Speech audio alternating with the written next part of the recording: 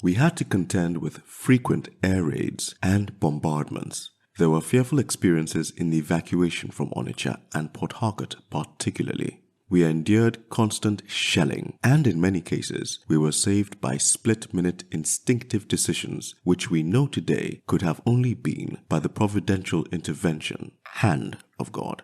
How can we forget the evacuation from Port Harcourt, walking the 53 kilometers to Elele Junction under intense bombardment?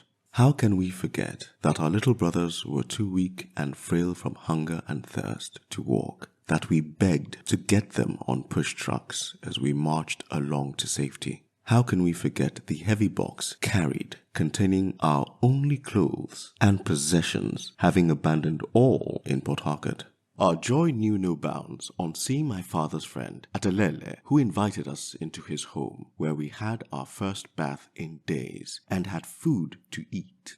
How can we forget the trip to Ngbidi in a rickety vehicle to rejoin the other half of the family at a time when phone contact was rare? We arrived at Ngbidi thinking it was time to settle as we had moved further from the battle lines. Little did we know the makeshift airport to receive Biafra supplies wasn't too far away.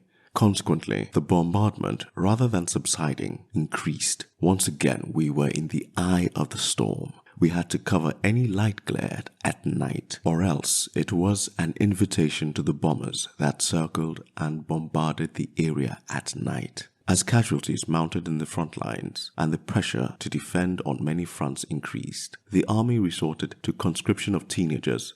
Many times we were woken up by teams deployed to conscript anyone thought to be big enough, irrespective of their age. That was to force me to enlist in the Biafrian Navy, even though I was underage and below average height. Twice I was pulled out of the parade ground to return home. It took a passionate plea to save me after my rejection in the Navy, where the probability of survival was higher. Without such pleading, I would have been exposed to conscription into the army, where one was not guaranteed a safe return from a trip to the war front.